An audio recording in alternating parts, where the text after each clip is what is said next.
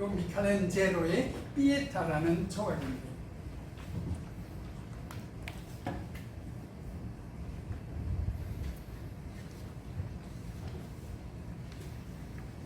이 미켈란젤로가 어느 날 석상 가게를 지나갔습니다.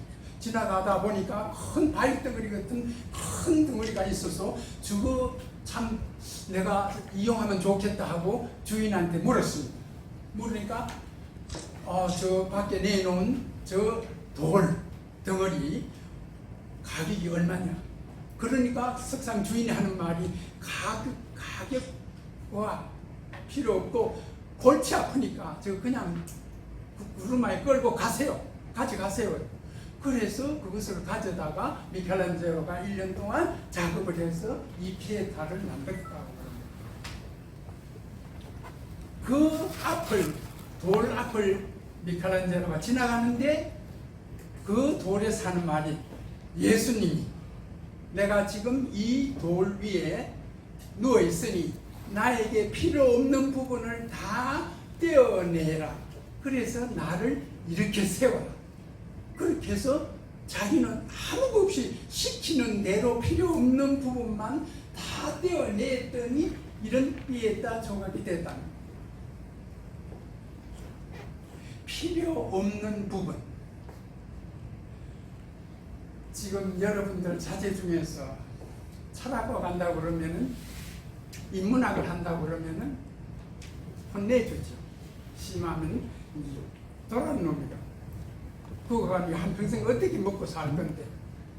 그래서 안 보내는 이과대학 보내기나 법학 혹은 경제학 보내서 돈을 많이 벌게 하죠. 돈을 아무리 많이 벌어도 조금 이따 얘기하겠습니다. 늘 모자라는 것이 돈입니다. 그래서 자기를 떼어냈더니 이런 피에타가 됐다. 여기에 전체 크기로 보니까 자세한 얼굴을 보이지 않습니다. 그래서 좀 더 이 마리아와 예수의 상을 좀 더 부각시켜서 한번 보겠습니다. 다음 장. 이런 모습입니다. 예수 머리 부분 마리아. 마리아 18, 19 이런 처녀 얼굴이죠. 그 다음에 예수는 30대가 넘었으니까 이런 얼굴입니다. 이런 조각을 왜 마리아는 저런 형상을 하고 혹은 예수를 이런 모습으로 했을까?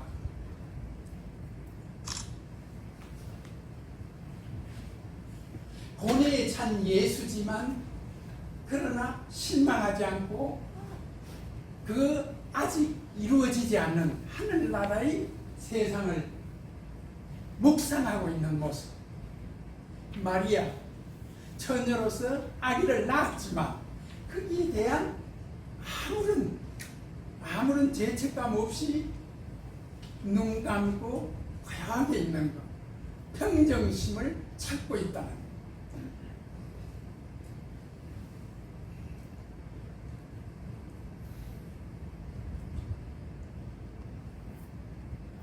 이뿐만 아닙니다.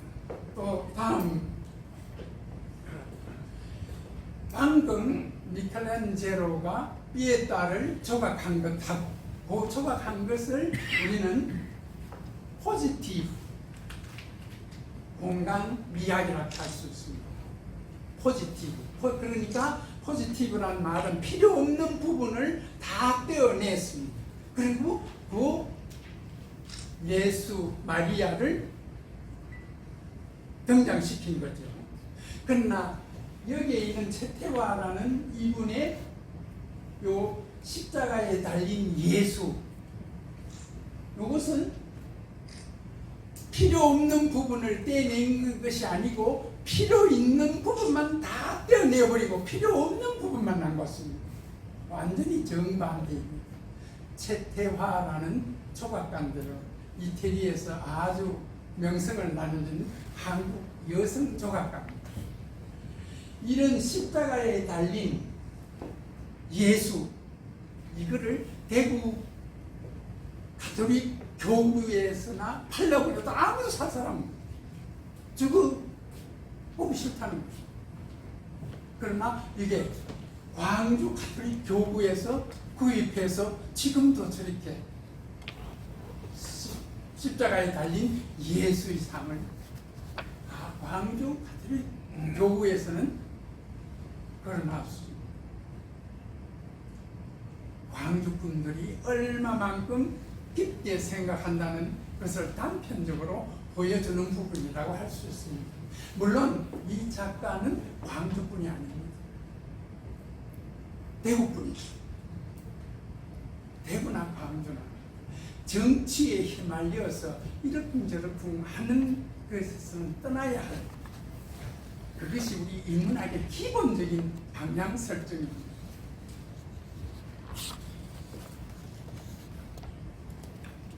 이와 유사한 그림을 다시 한번 보겠습니다. 다음 넘겨.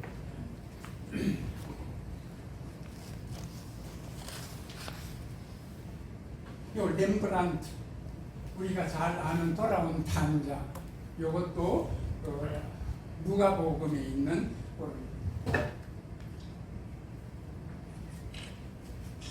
여기에 아버지, 그 다음에 작은 아들, 이 아버지가 아들 두 형제를 키웠는데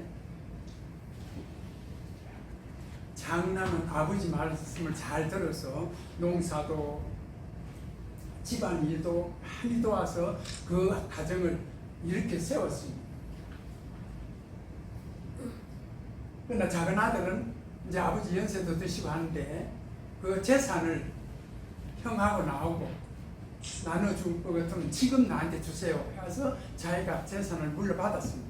유산 받아가지고 그것을 외국으로 돌아다니면서 돈을 다 써버렸습니다. 대주우리에서 살고 밥통을 먹고 뭐 그랬습니다. 그러다가 살지 못해서 마지막에 집으로 돌아왔습니다. 돌아온 그 아들을 향해서 아버지가 작은 아들을 이렇게 꺼안으면서 울다시피 하고 있습니다. 이미 아버지는 연세가 많이 들어서 눈이 보이지 않습니다. 눈이 다 이그러졌습니다. 그러나 그 아들의 목소리를 듣고 아, 작은 아들이 왔다. 소 잡아라 말 잡아라 뭐 해서 잔치를 막 벌립니다. 그러니까 옆에 있던 이 큰아들이 나는 아버지 시키는 대로 지금까지 다 했고 세웠는데 나는 내몰라라 하고 좀 지돈 찾아가지고 털된 게 다 낭비한 저놈한테 한다고 아주 불평스러운 그런 눈으로 내리 까고 있습니다. 동네 사람도 구경을 하고 있습니다.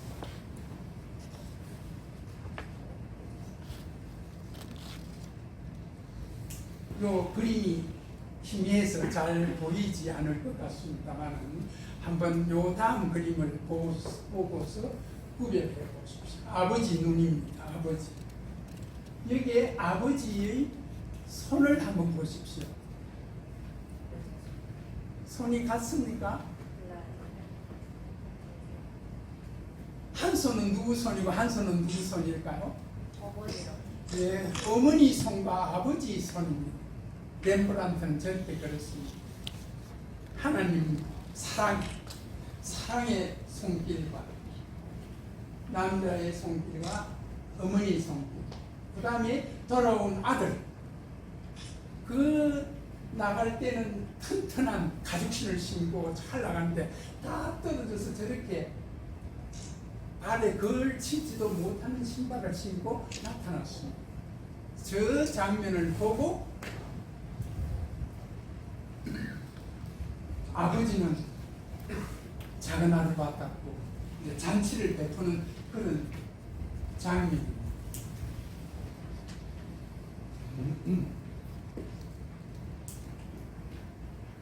그 다음 요거 이제 요게 풍수 지리 얘기인데 요 넘어가기 전에 하나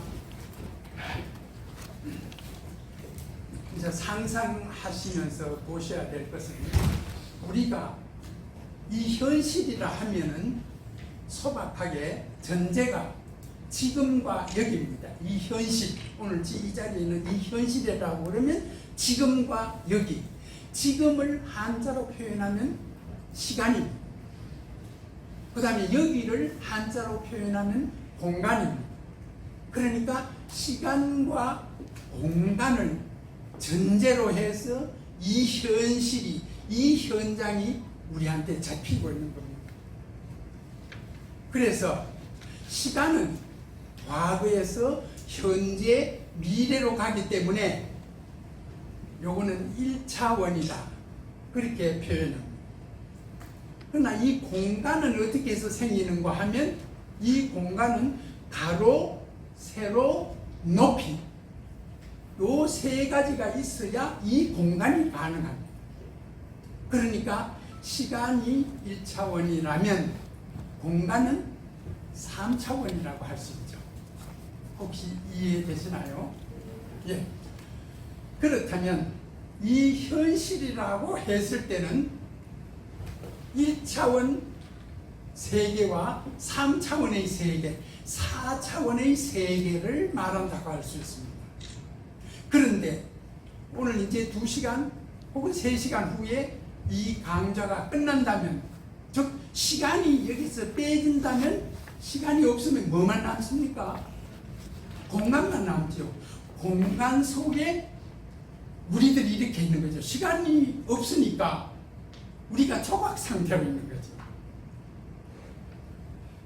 이 생각이 아주 중요합니다. 지금 조금 어렵게 들리실는지는 모르지만 시간을 여기에서 빼버렸을 때 이 공간 속에 우리만 남습니다.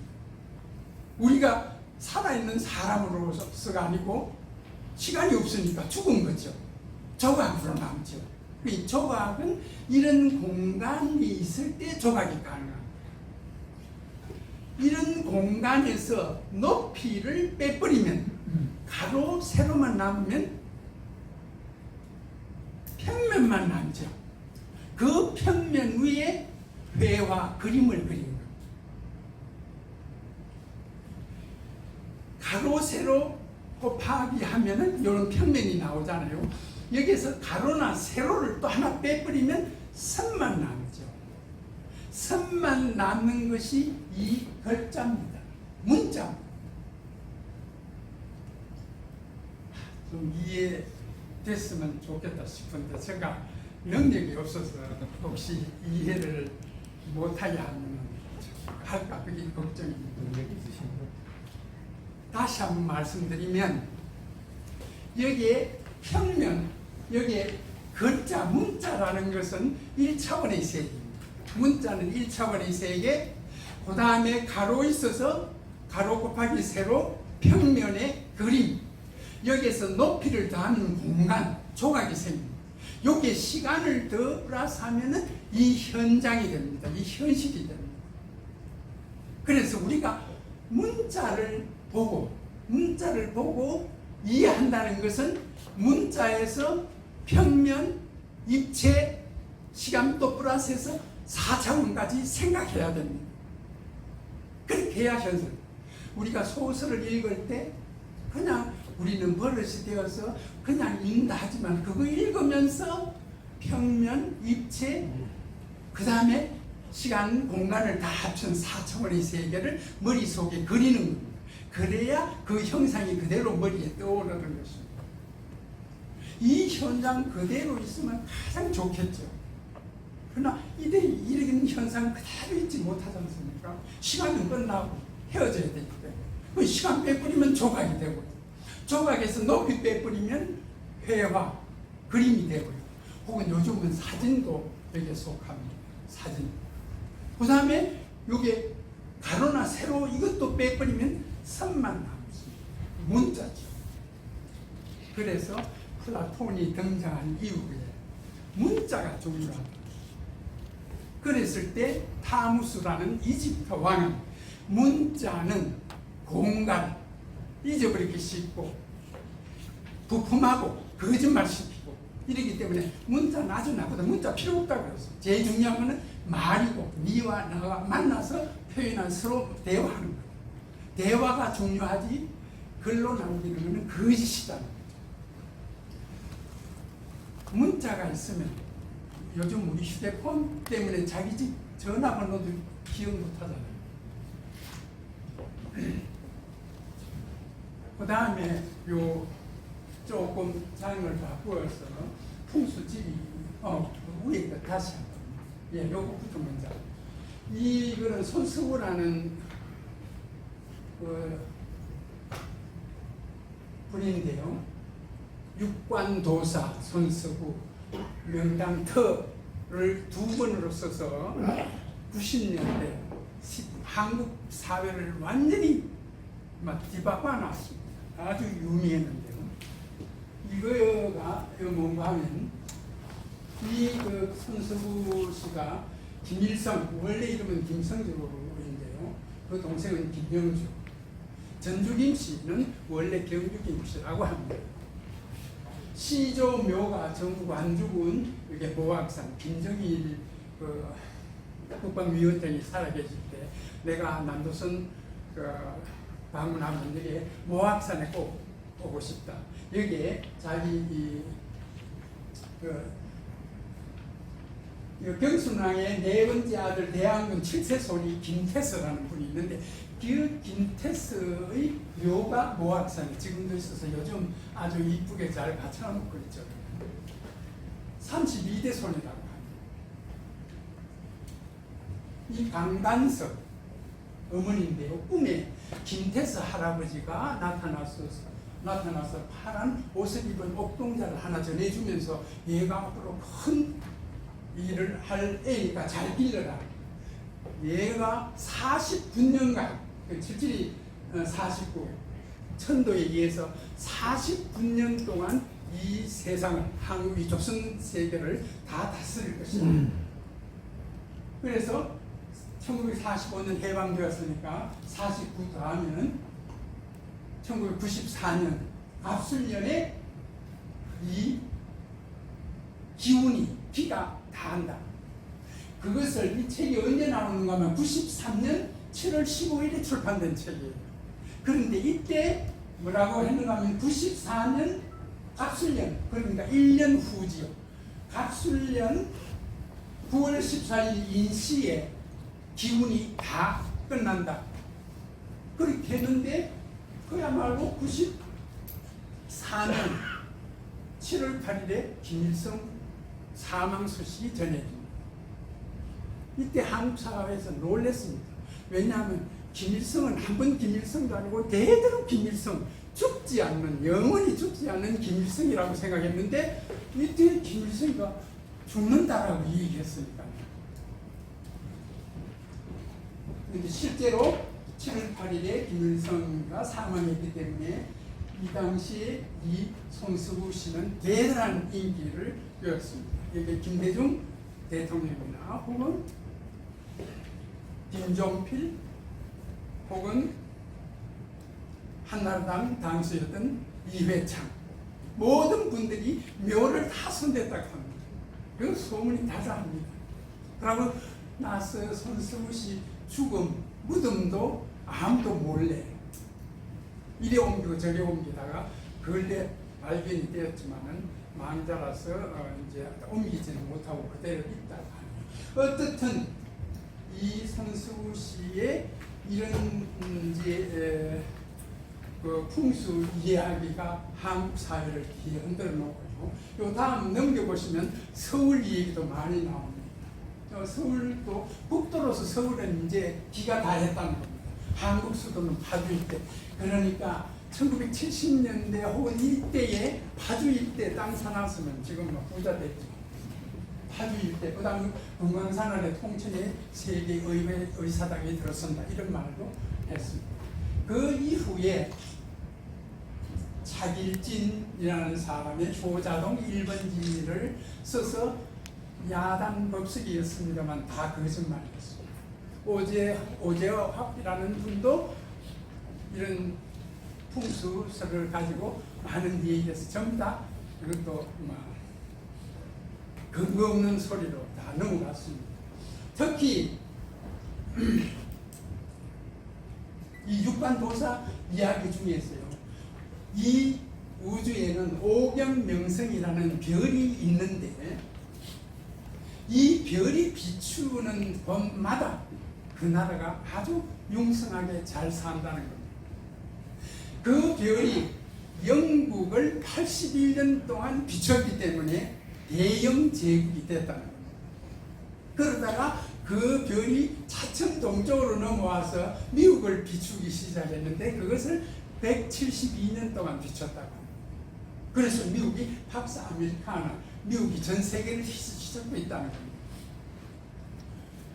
다시 동쪽으로 좀 와서 일본을 비추기 시작했는데 일본은 5년 3개월 동안 비춰서 일본이 반짝 경기가 좋아져서 저렇게 잘 살게 됐다는 겁니다. 그럼에도 불구하고 1986년 이후 그 오경명성이 대한민국을 비추기 시작했다는 겁니다. 86년부터. 그래가지고 이게 몇 년 동안 381년 동안 오경명성이 이 대한민국을 비춘다. 그래서 융성한다 이런 이 일에 대해서 얼마나 좋겠습니까? 허황한 소리입니다. 그러나 이 말이 어떻든 한국이 전통사회에서 산업사회에서 농업사회에서 산업사회로 바뀌어서 이만큼 잘 살게 됐다는 것은 참 기적 같은 거죠.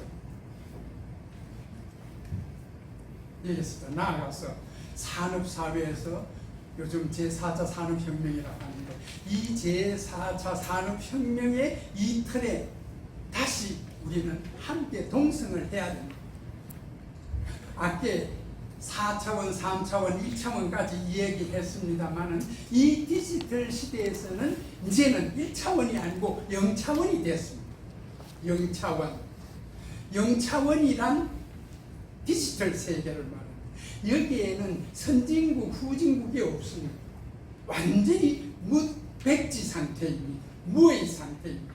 여기에서 누구나 컨셉 디자인, 개념 설계를 누가 어떻게 해서 실천하느냐에 따라서 선진국, 후진국 없이 다 선진국, 다 후진국 될 수 있다는 거죠.